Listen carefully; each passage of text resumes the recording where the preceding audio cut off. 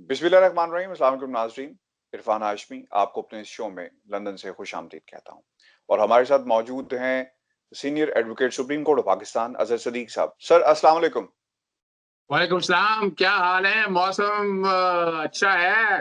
कोई अच्छी खबरें नहीं सुन रहे हैं हम यहाँ की? सर अगर गर्मी को बेहतर हो रही है या सर्दी हो रही है या सियासी गर्मा-गर्मी हो रही है, आप बेहतर बता सकते हैं। सर मौसम बेहतर हो रहा है लेकिन जो सियासी मौसम है ना वो गर्म होने वाला है। आपको याद है कि कुछ रोज़ पहले मैंने खबर दी थी कि कमीशन की रिपोर्ट तैयार है और 23 मार्च से पहले-पहले ये हुकूमत के हवाले कर दी जाएगी। तो सर आज उन्होंने इसके हवाले कर दिया है और अब इस रिपोर्ट के आने के बाद बहुत सारे लोगों की तबीयत भी खराब होगी और सियासी मौसम जो है वो भी खराब होगा। अच्छा, मैं एक बात बता दूँ आपको, खबर आपकी थी, वो क्रेडिट मैं भी ले गया थोड़ा-सा। नहीं सर सारा क्रेडिट आपका है, सारा क्रेडिट आपका है। यहाँ मैंने भी फिर आपको पता है इस चीज को सामने रख के यहाँ मैंने बात कर दी, लेकिन आपने मसाइल पैदा कर दिए हैं। फिर अपना वहां जहां और बहुत से लोगों के लिए इंग्लिस्तान के अंदर या पाकिस्तान से बाहर, वहां अपने सहाफियों का एक जो खास मखसूस टोला है, उनकी मिथ भी तोड़ के रख दी है कि अब वो जो अंदर की खबरें जो मर्जी से बाहर आती थी या नहीं आती थी, अब आप वो पटारी खोल रहे हैं और बड़े मसाइल पैदा कर रहे हैं भाई। सर मैं आपको एक बात बताऊँ, आपको याद है प्राइम मिनिस्टर पाकिस्तान ने एक बात कही थी, जुमला कहा था कि ये मुल्क इसलिए नहीं बना था कि ज़रदारी और नवाज़ शरीफ अमीर हो जाएँ। आपको याद है जो प्राइम मिनिस्टर ने ये बात कही थी? तो सर मंदों के लिए इशारा ही काफ़ी था कि अब होने क्या जा रहा है। ये जो रिपोर्ट आई है ना आसिफ अली जरदारी और स्विस बैंक के हवाले से जो कहा गया है कि रिकॉर्ड मौजूद है, तो क्यों खुल नहीं रहा, इसे क्यों डीसील नहीं किया जा रहा? सिफारिशात सर मौजूद हैं, तो ये इसी सिलसिले की कड़ी थी। 100 सफ़हात पर मुश्तमिल अज़हर सदीक साहब ये रिपोर्ट है और जो इम्पोर्टेंट चीज़ इसमें है कि 15 लाख डॉलर की गलत अदायगी का रिकॉर्ड गायब हुआ है पाकिस्तान हाई कमीशन से। और वाह। ये इम्पोर्टेंट इसलिए भी है क्योंकि मैंने यहाँ पर भी घोड़े दौड़ाए हैं और उस वक़्त वाजिद शमसुल हसन साहब थे हाई कमिश्नर, तो मैंने उनसे भी सवाल किया और कुछ बात उनसे रिकॉर्ड की है। तो हम अपने सुनने वालों को सुना देते हैं जो रिकॉर्डेड वर्ज़न अब से कुछ ही देर पहले जो हुआ, उन्होंने क्या कहा है। हमारा सवाल ये था कि 15 लाख डॉलर की अदायगी हुई और रिकॉर्ड गायब हो गया। तो इस हवाले से कोई इन्वेस्टिगेशन की गई, नहीं की गई? तो इस पर वाजिद शमसुल हसन साहब ने क्या कहा एक्सक्लूसिवली ये हम सुनते हैं। बड़ा ज़बरदस्त, आपने ये ज़रूर सुनाना है आपने, और गालिबन ये दौर पाकिस्तान पीपल्स पार्टी का था, आप उस दौर की बात भी कर रहे हैं। बिल्कुल सर, बिल्कुल और फारूक एच नाइक साहब ने बड़ा शिद्दत से मैं भी बिल्कुल, फारूक एच नाइक साहब ने काफ़ी चीज़ें इसमें गाइड की थी वाजिद शमसुल हसन को, तो इम्पोर्टेंट गुफ्तगू है, हम ये पहले सुन लेते हैं। मैं जब जिस दिन हाई कमिश्नर अपॉइंट हुआ था, यानी मैं टेक ओवर किया था, उस वक्त ऐसा हुआ कि ये मेरे डिप्टी हाई कमिश्नर हुआ करते थे अब्दुल बासित साहब, तो वो ऑथराइज थे नैब से। नैब का अकाउंट जो थे वो डील करते थे, तो उन्होंने कुछ पेमेंट किया था। उन्हें मुझे बतलाया गया कि ये पेमेंट, मैंने कहा भाई ये तुमने कैसे पेमेंट कर दिया? उन्होंने कहा साहब ये तो हमारा, मैंने कहा भाई ये पेमेंट आपने कैसे किया? ये तो हमारे खिलाफ इंक्वायरी कर रहे थे। खैर वो मैंने फारूक नाइक को बतलाया, तो फारूक नाइक ने कहा कि आप उनका पेमेंट रोक नहीं सकते, दे दीजिए, क्योंकि वो आपको मुकदमा कर देंगे और आपको और कंपनसेशन करना पड़ेगा। मैंने कहा अच्छा। फिर वो आपने पहले पेमेंट कर दिया। वहाँ पेमेंट करने से पहले ये कि उनका प्रोप्राइटर जो था ब्रॉडशीट का प्रोप्राइटर या जो भी पर्सन आदमी था, वो मिला हमसे आकर, तो मैंने उससे कहा कि भाई, उसने शिकायत की साहब आपने पैसे क्यों बंद कर दिए? तो मैंने कहा भाई तुम्हारे पैसे बंद इसलिए किए थे कि तुम ये इंटरेस्ट हमें बहुत दे रहे हो। तो खैर उसने इंटरेस्ट हमें 4,000 रुपये पाउंड था, वो उसने माफ कर दिया और हमने उसको चेक दे दिया, दबा दिया। तो उसके बाद मगर हुआ ये कि तो उसके बाद वही आदमी आया, कहने लगा सर आपने 80,000 पाउंड या डॉलर जो भी था, वो आपने किसी गलत आदमी को पेमेंट कर दिया हमारे बिहाफ पर, वो हमारा आदमी था ही नहीं। तो मैंने कहा भाई मैं तो जानता नहीं है सर, तो कैसे कर दिया? ये बासित साहब ने किया है, बासित साहब से पूछो। बासित साहब उसके बाद तक इंडिया के आए, इंडिया चले गए थे डिप्टी हाई कमिश्नर होकर। तो ये बासी साहब को पता होगा कि ये पेमेंट कैसे हुआ। और उस बाद जो हमारे पास जो डिप्टी हाई कमिश्नर थे मंजूर उल हक, उन्होंने जो चेक लाए थे वो मैंने रुकवा दिया था, मगर बाद में करना पड़ा उन्हें भी। कि मैंने पूछा भाई क्या है, तो उन्होंने कहा नहीं सर ये तो आपका सिलसिला कुछ है ही नहीं हाई कमिश्नर का, ये तो एक अकाउंट है जिसको ऑपरेट करता है डिप्टी हाई कमिश्नर, यानी कि आपका कोई लेना देना नहीं है। तो डिप्टी हाई कमिश्नर साहब करते थे, पहले बासित साहब करते थे, उसके बाद मंजूर हक ने किया जो कि एम्बेसडर हो गए थे सऊदी अरेबिया के। तो ये है, पूछा था मैंने तो मना कर दिया था मत को, और बाद में पता लगा कि मुझे फारूक नाइक जो हमारे लॉ मिनिस्टर थे, उन्होंने कहा ये आप पे मुकदमा कर देंगे और डैमेजेस देना पड़ेंगे आपको, बेहतर है कि आप दे दें इनके पैसे। मैंने दे दिए पैसे, मैंने क्या पैसे पेमेंट तो हो ही गया था उन्हें। सदीक साहब से आपने सुना वाजिद शमसुल हसन साहब एक्सक्लूसिवली गुफ्तगू उन्होंने मेरे साथ की, और क्या कहा वो आपके सामने है। और उन्होंने सारा मुद्दा जो है वो उन्होंने कहा जी कि जनाब हमें तो नहीं पता था क्या हो रहा है क्या नहीं हो रहा। तो वाजिद शमसुल हसन साहब के बारे में कुछ आप फरमाएं, क्योंकि अब ये चीजें बड़ी इंपॉर्टेंट हैं कि पाकिस्तान पीपल्स पार्टी जिसके बारे में उनकी देखे, हमने तो ये काफी देर से पहले भी हम कहते रहे कि जिन लोगों की के बारे में इन्वेस्टिगेशन हो रही थी वही ये बात कर रहे हैं कि भाई हम उन्हें कैसे पैसा दे देते। तो यही वाजिद शमसुल हसन ने कहा कि भाई ये तो हमारी इन्वेस्टिगेशन कर रहे हैं, हम क्यों इन्हें पैसा दे दें। तो सर हमारा मौकिफ, हमारी बात जो हम पहले दिन से कर रहे हैं ब्रॉडशीट के हवाले से, वो दुरुस्त साबित हुई कि वो लोग जिनके बारे में इन्वेस्टिगेशन थी, जिनकी इन्वेस्टिगेशन थी, उन लोगों से कहा जा रहा था कि जनाब हमारे पैसे दे दिए जाएं। तो ये सारा केस था। सर वाजिद शमसुल हसन साहब की गुफ्तगू सुनिए आप। अब देखिए मैं एक बात बता दूं आपको, आप नंबर ले गए हैं, आपने बड़े लोगों के लिए मसाइल पैदा कर दिए हैं। जैसे आपने ब्रॉडशीट के अंदर कावे मुसावी का सारा लीक किया था, अभी ये लगता है जिस तरह ये आप खबर सामने आएगी तो वाजिद शमसुल हसन के पीछे लोग होंगे, और वो आपको पता है वो उधर हर एक को लिफ्ट तो कराते नहीं है, लेकिन मेरी चौके उनसे नोक चौक जारी रहती है मुख्तलिफ सोशल मीडिया के ग्रुप के ऊपर, और मैं बहुत कुछ उनकी शख्सियत के बारे में जानता हूँ। मैंने अपने सामने 3 खबरें निकाल कर रखी हुई हैं। ये एक मार्च 22 ये 15 मार्च 2016 की है कि नैब ने बुलाया था, नोटिस इशू किया था वाजिद शमसुल हसन को यूके के अंदर, जो यहाँ पर पैसों का हेर फेर हुआ और ये चीजें सारी, और ऑडिट ऑब्जर्वेशन के हवाले से जो जिक्र किया गया था कि तकरीबन पाउंड स्टर्लिंग 200,000 हाई कमिश्नर के नाम हुए, इर्रेगुलर अनऑथोराइज था, वो रूल्स और ट्रेड रूल से खिलाफ किए गए थे। और Wajid Shamsul Hasan had drawn an amount of $100,000 in the name out of Cento funds. The withdrawal of money was held irregular but done in contravention of canon. मैं बाकी चीजें नहीं बताना चाहता, एक ये समन है, एक समय मेरे सामने और है, record of Zardari Swiss graft case brought to Pakistan. आप समझिए बात को, वो हमने मीडिया चैनल के ऊपर कुछ बक्से निकलते देखे थे, वाजिद शमसुल हसन की तस्वीरें साथ आई थी, और वहां से वो रिकॉर्ड गायब हुआ था। इस रिपोर्ट में उन बक्सों का भी जिक्र है। एक मैंने और सामने रखा हुआ है, ये जनवरी 4, 2012 का supreme court last warning bring NRO cases into sharp focus. अब ये आपके सामने में, ये मैंने बाकायदा न्यूज क्लिपिंग रखी हुई है पाकिस्तान हाई कमिश्नर के कॉन्टेक्स्ट में, और मैं रेलेवेंट पोर्शन जहां वाजिद शमसुल हसन का जिक्र है वो मैं आप लोगों के सामने रख देता हूं ताकि क्लैरिटी आ जाए कि एक्चुअली हुआ क्या था। और जब ये एनआरओ के हवाले से जब ये मामला सारे चल रहे थे, जब कहा गया था यूसुफ गिलानी को खत लिखने के लिए स्विस के हवाले से, अकाउंट्स के हवाले से, तो खत नहीं लिखा था, और इन्होंने बकायदा तौहीन अदालत कमिट की थी, तौहीन अदालत में सजा हुई। और ये नाचीज आपके सामने बैठा है मोहम्मद अजहर सिद्दीक, जिसने सुप्रीम कोर्ट में बकायदा दरखास्त दायर की थी, और मेरी दरखास्त के ऊपर भी यूसुफ गिलानी नाअहल हुए थे, और 5 साल के लिए वो नाअहल रहे थे, और अब आगे उन्होंने केस लड़ा है और आपके सामने है। और उसमें जो जिक्र मैं करना चाहता हूं, the whereabouts of those cartons is still a mystery in a unique case of country judicial history and accountability court issued 2 judgments in 2 different cases, FTSC and ARY Gold reference on the same day in July 2011. A person declared as proclaimed offender in one case was accepted as prosecution witness in other case.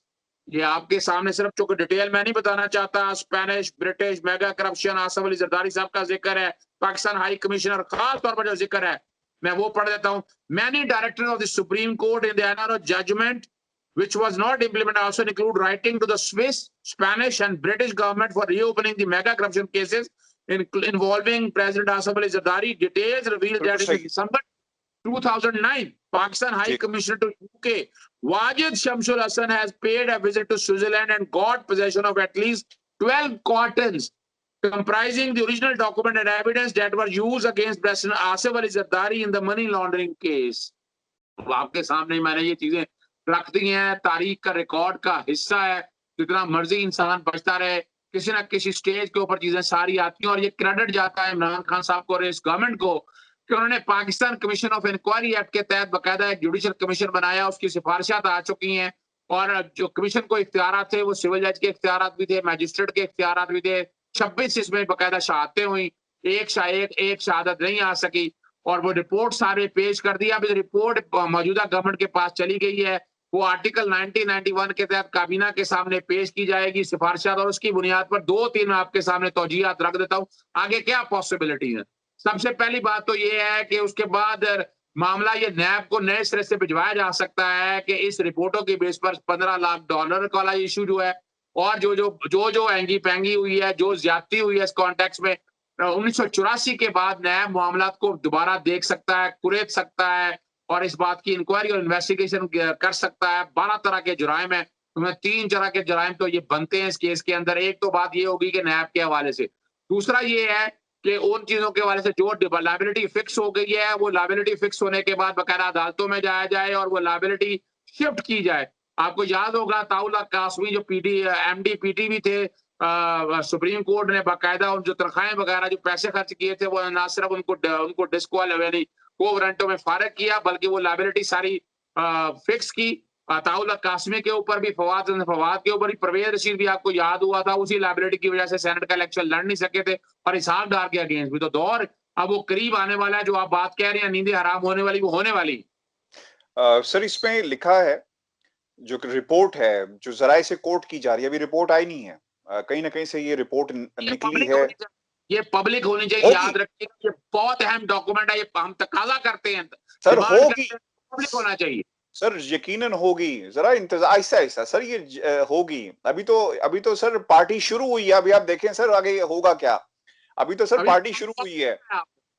हाँ, वो ये कहते हैं कि रियासत पाकिस्तान के साथ धोखा करार दिया गया है और कहा गया है कि अदायगी को सिर्फ बेएहतियाती करार नहीं दिया जा सकता कि जनाब हो गया, गलती हो गई, ऐसे नहीं। जैसा वाजिद शमसुल हसन साहब कह रहे थे ना कि मैंने पूछा बुलाया और भाई हम नहीं पूछ सकते थे और हमने कहा, फारूक नाइक ने कहा कि अगर नहीं करोगे तो भाईजान ये तो बढ़ता जाएगा, तो आपने सारी उनकी बात सुनी।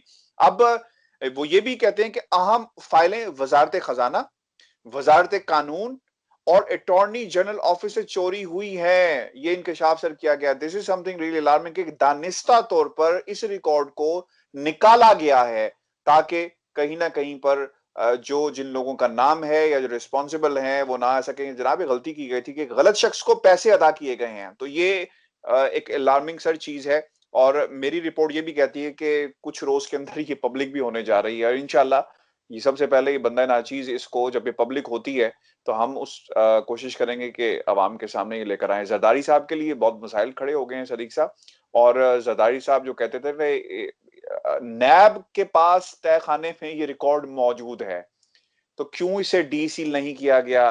पाकिस्तान का पैसा था, पाकिस्तान की आवाम का पैसा था। ये सर बातें ऐसी हैं जो हुकूमत जाती है तो लोगों की याददाश्त जिसे कहते हैं ना कि वो भूल जाते हैं। तो हमें अपने इस प्लेटफॉर्म के जरिए और ऐसी खबरों के जरिए बार बार याद कराना पड़ता है कि जनाब पाकिस्तान का पैसा चोरी हुआ है, पाकिस्तान की आवाम का पैसा चोरी हुआ, तो इसके ऊपर किसके कहने पर ये सब चीजें जो हैं वो बंद जो फाइल थी उसे बंद कर दिया गया। सर ये है समरात नेशनल रिकंसिलिएशन ऑर्डर के। देखिए वो तो आपको पता है काला धंधा था, काला कानून था और उसके साथ जितने जितने फायदे हुए और जितने एडवांटेजेस लिए वो रिकॉर्ड का हिस्सा है। लेकिन जो बात आप जो खबर दे रहे हैं और जो बात कह रहे हैं कि ये अपना $15 लाख का है ना, आपने 1.5 मिलियन इसी 1.5 मिलियन डॉलर जो है, ये रकम गलत गई है। ये करप्शन और करप्ट प्रैक्टिसेस के जुम्मन में आएगी, मिस यूज ऑफ अथॉरिटी के जुम्मन में आएगी। आसिफ अली जरदारी साहब के उस दौर में वाजिद शमसुल हसन जितना भी बचना चाहें, लेकिन ये कटहरे में आएंगे तो दिन तो बुरे शुरू होने वाले हैं। कि ये पैसा जो गया है ना, ये जिसको भी गलत गया है, ये तो करप्शन का पैसा है। बंदा वो है नहीं, काबे मुसावी ने साफ कह दिया था उसको पैसे नहीं मिले। जिनको गए हैं ये रिकॉर्ड गायब करके, इसका मतलब ये है ये मिली भगत के साथ पैसा तकसीम हुआ है और आपस में बांटा गया है, और वो नाम और चेहरे बहुत जल्द सामने आने वाले हैं। अब ये मामला दोबारा ये नैब के पास जाएगा तो नैब इस मामले को देखेगा तो वो सारे चेहरे आपके सामने आएगी। मैं उम्मीद रखता हूं कि ये मामला जो है ना, वफाकी हुकूमत, एक सेक्शन 18 है नैब ऑर्डिनेंस का, उसके तहत 3 तरह से मामला में ना इंक्वायरी कर सकती है नैब। इख्तियार क्या है, एक हुकूमत वक्त जो भेजती है इनको कंप्लेंट की शक्ल में, दूसरा को आम आदमी दरखास्त देता है कि कंप्लेंट दायर करता है, तीसरा नैब अपने खुद इख्तियारात इस्तेमाल कर सकता है। तो गवर्नमेंट का इख्तियार मौजूद है, इसमें करके नैब के इस मामले को मंतकी अंजाम तक पहुंचाना चाहिए। विद ड्यू रिस्पेक्ट सर, नैब से कम मुझे तो कोई उम्मीद नहीं है। आपको शायद होगी या किसी और को होगी। सर, कोई केस मंतकी अंजाम तक पहुंचाया ही नहीं जाता। और आप देख लीजिएगा, इतने साल हो गए सदीक साहब इस रिकॉर्ड को की मौजूदगी के हवाले से। आपको किस चीज का इंतजार है? हुकूमत वक्त कहेगी या पॉलिटिकल सिनेरियो को बदलने के लिए ऐसी चीजों को इस्तेमाल किया जाता है कि यार इस चीज को हम वक्त आने पर इस्तेमाल करेंगे? तो सर, कम से कम मुझे तो नैब पर एतबार नहीं है कि नैब क्या करेगी और हुकूमत दरखास्त करती है या नहीं करती। मुझे ऐसा लगा, और जो मैं समझ पाया हूं एक पॉलिटिकल साइंस के स्टूडेंट की हैसियत से, जो कुछ हम चीजें देखते हैं, कि इससे पहले सदीक साहब बारियां लगी हुई थी कि तुम मेरी चोरी बचाना, मैं तुम्हारी चोरी बचाऊंगा, तुम मेरे बारे में कुछ ना बोलना, मैं तुम्हारे बारे में कुछ नहीं बोलूंगा। तो पहली दफा ऐसा हुआ कि एक शख्स पाकिस्तान में हुकूमत बनाने में कामयाब हुआ और उसने कहा कि जनाब इन दोनों चोरों की चोरी को मैं दुनिया के सामने रखूंगा। तो सर, मुझे तो ऐसा लगता है कि ये इस तरह कुछ हुआ, लेकिन इससे पहले जो चोरियां थी सर, छुपती गई हैं और छुपती रहेंगी। देखिए, इसमें कोई शक नहीं है। आप जो बातें बता रहे हैं बजा है। आपको याद होगा कि चौधरी परवेज लाई या चौधरी खानदान के बारे में वो कह रहे हैं कि इंक्वायरियां क्लोज हो गई हैं, लेकिन मेरी इत्तला के मुताबिक कुछ इंक्वायरियां अभी चल रही हैं और वो मामले सारे आपके सामने बात है। और वो जो फाइलें दबा कर रखी थी, ये भी क्रेडिट जाता है जनाब जस्टिस शेख अजमत सईद साहब को। देखे, मैं आपको बता दूं, मैं उनको बड़ी अच्छी तरह जानता हूं। मैं उस वक्त से जानता हूं जब वो वकील थे, एलडीए के वकील थे, स्टैंडिंग काउंसिल हुए, फिर हाईकोर्ट के जज हुए, फिर चीफ जस्टिस बने, फिर सुप्रीम कोर्ट के जज बने। ईमानदार आदमी है, असूलों पे चलने वाले आदमी है, इंटेलिजेंट आदमी है और कानून समझते हैं। और ये क्रेडिट उन्हीं को जाता है, उन्होंने फाइलों से, रद्दियों से ये चीजें निकाल ली। वरना नैब को तो देख रहे, नैब अब कहाँ देखता पुराना रिकॉर्ड। ये तो जब इन्होंने समन किया, रिकॉर्ड मांगा, वो रिकॉर्ड नैब को लाना पड़ा सामने।